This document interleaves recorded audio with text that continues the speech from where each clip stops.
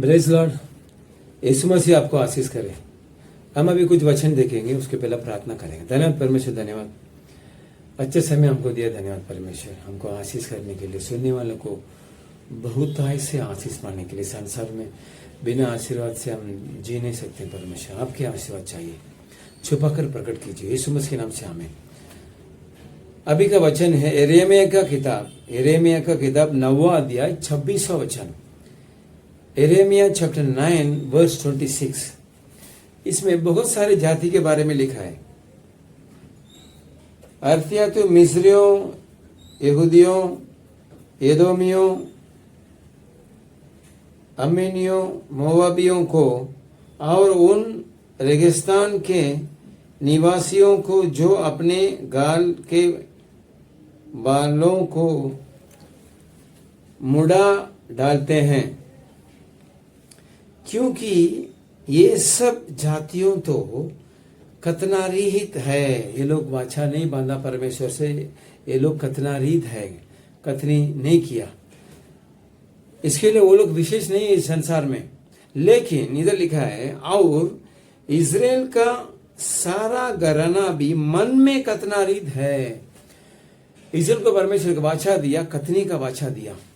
Abraham से शुरू हुआ, उन्होंने हमारा बुजुर्गों ने, हमारा नेता है, हमारा जो सरदार है, हमारा जो लीडर है, अब्राहम को परमेश्वर ने कहा था, मैं तेरे से वाचा बांधता हूँ, कतनी कर, पूरे परिवार को कर लेना, क्योंकि ये मैं तेरे से वाचा बांधता हूँ, इसके द्वारा मैं तेरे को आशीर्वाद करूंगा बोलकर परमेश्वर आशीर्वाद किया। लेकिन परमेश्वर अभी कहते हैं वो वाचा है, लेकिन उसमें वो लोग टिका नहीं है। बहुत सारे जाति हैं, वो लोग प्रबलता नहीं हुआ, बड़ा आशीर्वाद नहीं है। लेकिन इज़राइल को बड़ा आशीर्वाद है। आज भी इज़राइल देश है इस संसार में, क्योंकि परमेश्वर का वचन सच है। बाइबल में इज़राइल का नाम है, आज भी वो देश है। इसका मतलब ये है परमेश्वर का वचन सत्य है, आशीर्वाद सच है, परमेश्वर झूठा नहीं है। तो लेकिन आज परमेश्वर आपसे मेरे से याद करते हैं, हृदय में इज़राइल वाचा नहीं बांधा है। हृदय के अंदर वो लोग कतनारहित है, वो लोग वाचा नहीं बांधा, यानी कतनी नहीं किया। बाहर से बहुत साल हो गया, बाहर से वो लोग कतनी किया, वाचा बांधा, उसके अनुसार से चलते हैं, लेकिन हृदय में अच्छा मन नहीं है। इज़राइल को भी नहीं है कर परमेश्वर कहते हैं। हम अभी इसके बारे में इब्रानियों की किताब में हम देखते हैं। इब्रानियों की किताब 10वां अध्याय 16 वचन में ऐसा लिखा है, मैं आने वाला दिन में मैं इज़राइल को ऐसा आशीर्वाद करूंगा, जो उनको विश्वास करते हैं उनको ऐसा आशीर्वाद करूंगा, उनके हृदय में मैं वाचा बांधूंगा। इब्रानियों की किताब 10वां अध्याय 16 वचन में प्रभु कहता है कि जो वाचा मैं उन दिनों के बाद उनसे बांधूंगा, वह यह है कि मैं अपने नियमों की उनके हृदय पर लिखूंगा और मैं उनको विवेक में डालूंगा। आज इंसान बाहर से अच्छे दिखते हैं, अंदर कैसा है। लेकिन जो इंसान, यीशु मसीह कहते हैं हृदय में मैं उनको वाचा बांधूंगा। देखो मणिपुर में जो संभव हुआ था, वो लड़की ने कहा मेरे को सब पहचानती नहीं हूँ। पुलिस से कहा ऐसा ऐसा, उनकी हालत बुरी हालत हो गया, मैं सबको नहीं पहचानता हूँ, लेकिन मैं मेरा भाई का दोस्त को पहचानता हूँ। इस लड़की के जो भाई का दोस्त है वो भी गलत करने के लिए आया। वो इंसान इनसे जो अच्छा प्रेम करता था, आजू बाजू में रहता था। देखो इंसान बाहर से अच्छे दिखते हैं, लेकिन अंदर से सही नहीं है। वही परमेश्वर कहते हैं, मैं इज़राइली को अंदर से मैं सही करूंगा। जो कोई यीशु मसीह को विश्वास करता है, परमेश्वर पहला चीज करते हैं, उनके हृदय के अंदर परमेश्वर सही करते हैं। वही इब्रानियों को किताब 10वां अध्याय 16 वचन में परमेश्वर कहते हैं, मैं पहला वाचा बांधा, उसमें मैं ना, यानी बाहर जो दिखना वाला कतनी, वो मैं वाचा बांधा। जो कतनी करेंगे परमेश्वर के अंदर वाचा बांध दिया।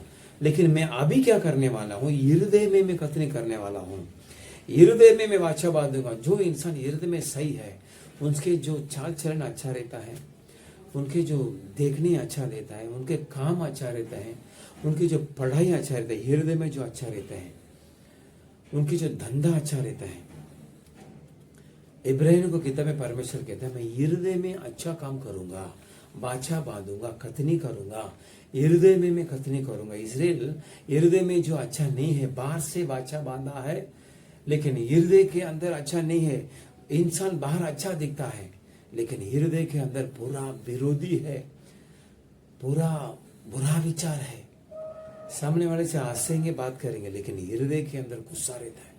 इसको कैसा डुबाऊं करके वो लोग सोचते हैं। इसके लिए जो कोई यीशु मसीह को अंदर आ जाते हैं उनको परमेश्वर कहते हैं हृदय में साफ करते हैं। वही इब्राहिम को किताब में परमेश्वर कहते हैं, पहले जैसा मैं वाचा नहीं बांधूंगा, वो बाहर को सबको दिखेगा वो वाचा है, लेकिन अब मैं वाचा बांधूंगा। हृदय में वाचा बांधा। जो कोई यीशु मसीह के अंदर आता है उनको हृदय में परमेश्वर वाचा बांधकर उसको शुद्ध करता है, उनको वरदान देता है, उनको सही तरह से रहने के लिए, रास्ता दिखाने के लिए। वही इब्राहिम को किताब में लिखा है। प्रभु कहता है कि मैं वाचा में उन दिनों में के बाद उनसे बांधूंगा, वह यह है कि मैं अपने नियमों को उनके हृदय पर लिखूंगा। आपके हृदय में परमेश्वर के नियमों को लिखेंगे परमेश्वर, तभी आप आशीर्वाद पाने के लिए लायक होंगे। आपको परमेश्वर आशीष करने के लिए वो सही समय आएगा, सही यानी वो सही है। हृदय में जब आप बाइबल का वचन जब आपके हृदय में रहते हैं, आप आशीर्वाद पाया हुआ व्यक्ति रहेंगे, आप सचमुच आशीर्वाद हो जाएंगे। परमेश्वर ने अब्राहम से कहा, मैं सचमुच तेरे को आशीर्वाद करूंगा, क्योंकि उनसे वाचा बांधा था। आज भी परमेश्वर आपसे कहते हैं, हर रोज वाचा को आप याद कीजिए। परमेश्वर को जब आप उद्धार पाया, परमेश्वर आपसे वाचा बांधा हृदय में सही तरह से रहने के लिए, वो हर रोज हम याद करना चाहिए, उनके अंदर हम चलना चाहिए, तभी हम आशीर्वाद पाएंगे। इस संसार में महंगाई, पॉलिटिक्स सही नहीं है। देखो मणिपुर में क्या हालत हुआ। परमेश्वर के बहुत सारे विषय बाइबल में लिखा है, उनके नाम से जो कोई तकलीफ होता है, आप आशीर्वाद पाएंगे, दूसरों को भी आशीर्वाद लाएंगे। हम चैप्टर में भी परमेश्वर कहते हैं, मार्कुस के किताब चैप्टर 14 वर्स 24 में ऐसा लिखा है, और उसने उनसे कहा, यह वाचा का मेरा परमेश्वर लघु बगाए। इसके लिए आपको परमेश्वर ताकत देंगे वाचा के अंदर रहने के लिए, अब आपके परिवार में अच्छे रहने के लिए, आपके बाल बच्चे का अच्छे रास्ते में लाने के लिए परमेश्वर ने लघु बगाया। वही मार्कुस के किताब में 14 अध्याय वर्स 24 में लिखा है, ये वाचा का मेरा वह लघु है जो भक्तों के लिए बगाया जाता है। यीशु मसीह ने लघु बगाया तो वो वाचा का एक चिन्ह है। तो इसके लिए इब्राहिम की किताब में लिखा है, मैं आपके हृदय में नियमों को लिखूंगा। परमेश्वर को नियम को आपके अंदर लिखेंगे तो आप आशीर्वाद पाएंगे, काम में आशीर्वाद, आपके बच्चे को पढ़ाई में आशीर्वाद, आपके धंधे में आशीर्वाद, आपके आदत में आशीर्वाद, आपको जो बोझ नहीं रहेंगे परमेश्वर हटाएंगे। वाचा के अंदर आइए, परमेश्वर का वाचा के अंदर आइए। परमेश्वर गुस्सा से कहते हैं, इजराइल हृदय के अंदर वाचा नहीं है, कतनी नहीं किया है, शरीर में कतनी किया लेकिन हृदय के अंदर कतनी नहीं किया कर परमेश्वर गुस्सा से कहते हैं। जब आप गलत रास्ते में जाएंगे तो परमेश्वर ऐसे गुस्सा होंगे। इसके लिए आप सही रास्ते में आइए। इब्राहिम की किताब में लिखा है, आपके हृदय में परमेश्वर के नियमों को लिखेंगे। इब्राहिम 10:16, मार्कुस 14:24, परमेश्वर लघु बगा के हो गया, आपको वरदान मिलेगा। क्या वरदान? आप अच्छे रास्ते में चलने के लिए। और यिर्मयाह की किताब 9 अध्याय 26 में, यिर्मयाह की किताब 9 अध्याय और वर्स 26 में लिखा है, इसराइल के अंदर परमेश्वर गुस्सा करते हैं, वो हृदय में वाचा कतनी नहीं है। तो आप हृदय में आप वाचा बांधेंगे परमेश्वर से। बाहर से आलय में जाते हैं, बाइबल पढ़ते हैं, लेकिन हृदय के अंदर आप शुद्ध रहना चाहिए। हर रोज हृदय को पवित्र करना चाहिए। आपको परमेश्वर आशीर्वाद से बढ़ोतरी करेंगे, ऊंचा उठाएंगे, बहुत सारे आशीर्वाद देंगे, इस संसार में भी देंगे और इसके बाद भी दुनिया है उसमें भी परमेश्वर आपको आशीष करेंगे। ये वचन परमेश्वर आपको आशीष करेंगे। हम प्रार्थना करें, धन्यवाद परमेश्वर, हृदय में हम वाचा बांधना चाहिए करके इब्राहिम की किताब में देखा। आप यिर्मयाह की किताब में आपने कहा, ये लोग हृदय के अंदर कतनी नहीं है, भले बाहर से ये लोग कथनी किए हैं लेकिन हृदय के अंदर नहीं है करके इस्राएल के बारे में लिखा। इस्राएल कौन है? बहुत बुद्धिमान है, क्योंकि परमेश्वर से वाचा बांधा हुआ इंसान है। लेकिन आज आप याद करते हैं, हृदय के अंदर हम वाचा बांधना चाहिए। आपसे हृदय के अंदर शुद्ध रहना चाहिए। वाचा बांधेंगे तो हम शुद्ध रहेंगे। आपके नियमों को हृदय में रहेंगे तो हम वही ध्यान करेंगे। परमेश्वर सुनने वालों को ऐसा वरदान दीजिए, हृदय के अंदर आपके जो नियमों को लिखने के लिए वो लोग अपने हृदय को देने दो। परमेश्वर उनके परिवार में, उनके परिवार में, उनके धंधे में, बाल बच्चे में वो लोग आशीर्वाद पाने के लिए कृपा कीजिए, आशीष कीजिए, उठाइए बोझ और ये जो तकलीफ है दूर कीजिए, बीमारी दूर कीजिए। परमेश्वर आशीष कीजिए। यीशु मसीह के नाम से आमीन। லேசான காரியம் உமக்கது லேசான காரியம், லேசான காரியம் உமக்கது லேசான காரியம். பலனுள்ளவன் பலனற்றவன், பலனுள்ளவன் பலன் இல்லாதவன், யாராயிருந்தாலும் உதவிகள் செய்வது லேசான காரியம். உமக்கது லேசான காரியம். மண்ணை பிசைந்து மனிதனை படைப்பது லேசான காரியம்.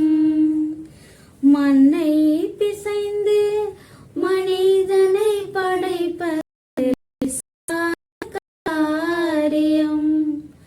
மன்னான மனுவுக்கு மன்னாவை அளிப்பது லேசான காரியம். உமக்கது லேசான காரியம். பலனுள்ளவன் பலனற்றவன், பலனுள்ளவன் பலன் இல்லாதவன், யாராயிருந்தாலும் உதவிகள் செய்வது லேசான காரியம். உமக்கது லேசான காரியம்.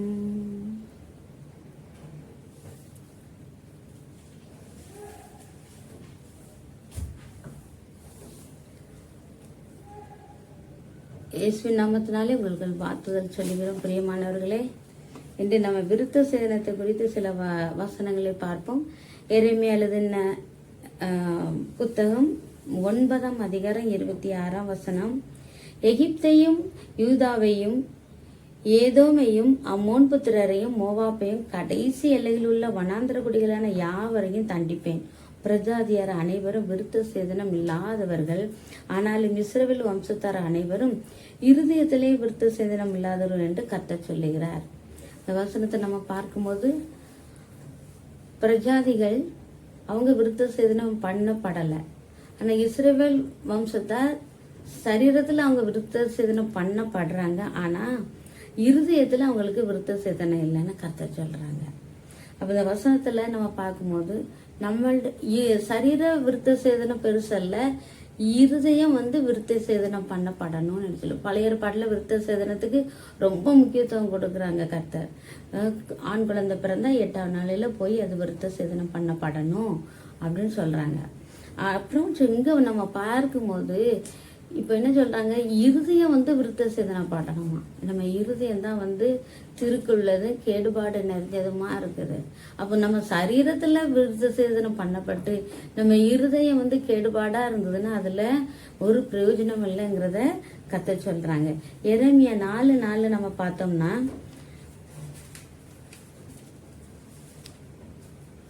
யூதா மனுஷரே, எருசலேமின் குடிகளே, உங்கள் கிரியைகளுடைய பொல்லாப்பி நிமித்தம் என் உக்கிரகம் அக்கினியை போல எழும்பி அவிப்பார் இல்லாமல் எரியாதபடிக்கு நீங்கள் கர்த்தருக்கென்று உங்களை விருத்த சேதனம் பண்ணி உங்கள் இருதயத்தின் நுனித்தோலை நீக்கி போடுங்கள்.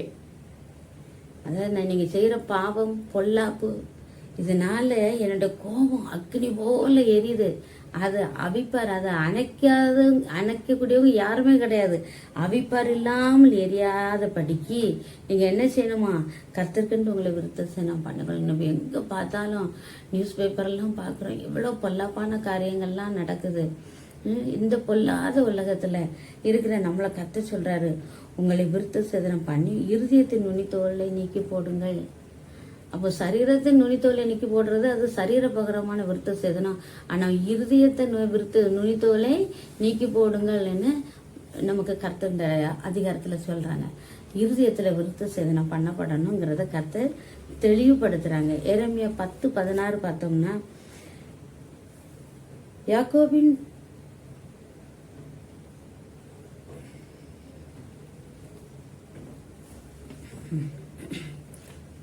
யாக்கோபின் பங்காயிருக்கு அவர்களை போல அல்ல, சர்வத்தை உண்டாக்கினவர்.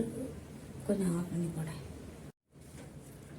எபிரேயர் 10:16 நம்ம பார்த்தோம்னா, அந்த நாட்களுக்கு பின்பு நான் அவர்களோட பண்ண உடன்படிக்கையாவது, நான் என்னுடைய பிரமாணங்களை வைத்து அவைகளை அவர்களுடைய மனதில் எழுதுவேன் என்று கர்த்தர் சொல்லுகிறார் என்பதை உரைத்த பின்பு. அப்போ உடன்படிக்கை பண்றதுதான் விருத்த சேதனம். இங்க உடன்படிக்கை எப்படி பண்றாங்கன்னா, அவர்களுடைய இருதயங்களில் வைத்து அவைகளை அவர்களுடைய மனதில் எழுதுவேன். அப்போ ஆண்டவர் எங்க விருத்த சேதனம் பண்ண சொல்றாங்க, நம்மளுடைய இருதயத்துல விருத்த சேதனம் பண்ண சொல்றாங்க.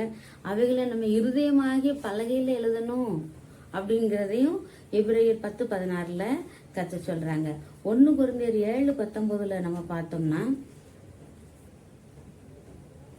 விருத்த சேதனமும் ஒன்றுமில்லை, விருத்த சேதனம் இல்லாமையும் ஒன்றுமில்லை, தேவனுடைய கற்பனைகளை கை கொள்ளுகிறதே காரியம். கடைசி என்ன சொல்றாங்க, நீங்க விருத்த சேதனம் பண்ணாலும் ஒன்றும் இல்லை, பண்ணட்டாலும் ஒன்றும் இல்லை, அந்த கர்த்தருடைய கற்பனைகளை, அவருடைய கட்டளையை, அவருடைய பிரமாணங்களை நம்ம என்ன செய்யணும், கை கொள்றதே காரியம். கை கொள்ள அதுதான் முக்கியம். சரீரத்துல நம்ம பண்ற எந்த காரியமும் அது நம்மளை பரிசுத்தப்படுத்தாது. விருத்த சேதனம் சரீரத்துல பண்ணப்படுது, அது பரிசுத்தப்படுத்தாது. நம்ம இருதயத்துலதான் நம்ம என்ன செய்யணும், பரிசுத்தமாக்கப்படணும். அதான் சொல்றேன், தேவனுடைய கற்பனைகளை கை கொள்ற, ஆண்டோடைய கட்டளையெல்லாம் பிரமாணத்துல எல்லாம் விட்டுட்டு வெறுமனே சரீர பிரகாரமா செய்யற விருத்த சேதனம் ஒண்ணுமே இல்லாத. விருத்த சேதனமும் ஒன்றுமில்லை, விருத்த சேதனம் இல்லாமையும் ஒன்றுமில்லை, தேவனுடைய கற்பனைகளை கை கொள்வதே காரியம். அப்போஸ்தலர் 15:1 பார்த்தோம்னா,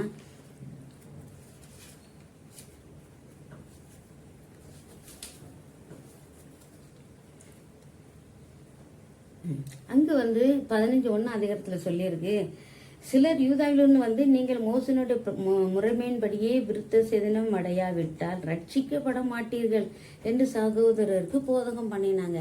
இங்க ஒரு ராங் டீச்சிங் நடக்கு பாருங்க. என்னன்னா, விருத்த சேதனம் பண்ணலைன்னா நீங்க ரட்சிக்கப்பட மாட்டீங்க அப்படின்னு சொல்லி ஒரு தர்க்கம் நடக்குது. அப்போ என்ன சொல்றாங்க, பேரு சொல்லுதாங்க 9ஆம் அதிகாரத்துல அதே 15:9 பார்த்தோம்னா, விசுவாசத்தினாலே அவர்கள் இருதயங்களை அவர் சுத்தமாக்கி நமக்கும் அவர்களுக்கும் யாதொரு வித்தியாசம் இராதபடி செய்தார். சில யூதர்கள் சொல்லுதாங்க, விருத்த சேதனம் அவங்க பண்ணப்படலை, பிரஜாதியர் விருத்த சேதனம் பண்ணப்படலைன்னா அவங்க ரட்சிக்கப்பட மாட்டாங்கன்னு சொல்றாங்க. அதுக்கு பேதுரு அதுல நிறைய அங்க தர்க்கங்கள் நடக்குது. அப்ப கடைசியா பேதுரு சொல்றாங்க, விசுவாசத்தினால இருதயத்துல அவர் சுத்தமாக்கி நமக்கும், அதாவது யூதருக்கும் மற்றவங்களுக்கும் யாவது ஒரு வித்தியாசம் இல்லாதபடி கர்த்தர் செய்யறாராம். அப்போ எங்க விருத்த சேதனம் நடக்குன்னா நம்மளுடைய இருதயத்துல. அதை எப்படி கர்த்தர் உருவாக்குறார், விசுவாசத்தினாலே இருதயங்களை அவர் சுத்தமாக்குறாராம். அப்ப இருதயம் சுத்தமாகிறது தான் நமக்கு முக்கியமான காரியம். அதுதான் கர்த்தர் விரும்புகிற பெரிதான காரியம், விசேஷமான விருத்த சேதனங்கிறத நம்ம பார்க்கிறோம். ரோமர் 2ஆம் அதிகாரம் 28-29 பார்த்தா,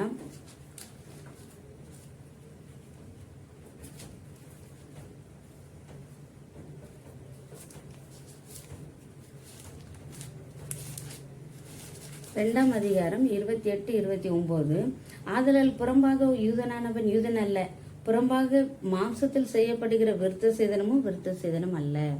கடைசியா சொல்றாங்க, மாம்சத்தில் செய்த விருத்த சேதனம் அது விருத்த சேதனமே இல்லை, உள்ளத்திலே யூதனானவனே யூதன். இப்போ யூதர்கள் வந்து விருத்த சேதனம் பண்றாங்க, அவங்க மற்றவங்கள குறை சொல்றாங்க, இவங்க விருத்த சேதனம் பண்ணல, அதனால ரட்சிக்கப்பட மாட்டாங்கன்னு. ஆனா கர்த்தர் இங்க என்ன சொல்றாங்கன்னா பாத்தீங்கன்னா, உள்ளத்துல யூதனானவனே யூதன், எழுத்தின்படி உண்டாகாமல் ஆவியின்படி இருதயத்தில் உண்டாகும் விருத்த சேதனமே விருத்த சேதனம். இப்படிப்பட்டவனுக்குரிய புகழ்ச்சி மனுஷராலே அல்ல, தேவனாலே உண்டாயிருக்கிறது. நான் கடைசி இப்ப இந்த காலத்தில் வாழுகிற நாம ஆவிக்குரிய இஸ்ரவேலர்கள். அப்போ நமக்கு விருத்த சேதனம் நம்ம இருதயத்துல பண்ணப்படணும். நம்ம இருதயம் வந்து பரிசுத்தமா இருக்கணும். அதுதான் வந்து கர்த்தர் விரும்புகிற விருத்த சேதனம். கர்த்தர் நம்மளை ஆசீர்வதிக்கணும், நம்மள்ட பிள்ளைகளை நம்ம குடும்பங்களை ஆசீர்வதிக்கணும். நம்ம இருதயத்துல நம்ம என்ன செய்யணும், விருத்த சேதனம் பண்ணப்படணும் அப்படிங்கிறத கர்த்தர் பல வசனங்கள் மூலமா தெளிவுபடுத்துறாரு. ஆண்டவருக்கு நம்முடைய இதயத்தை ஒப்பு கொடுப்போம். இருதயத்துல விருத்த சேதனம் பண்ணப்பட கர்த்தர் தாமே நமக்கு கிருபை செய்வாராக. தேவன் தாமே இந்த வார்த்தையில ஆசீர்வதிப்பாராக.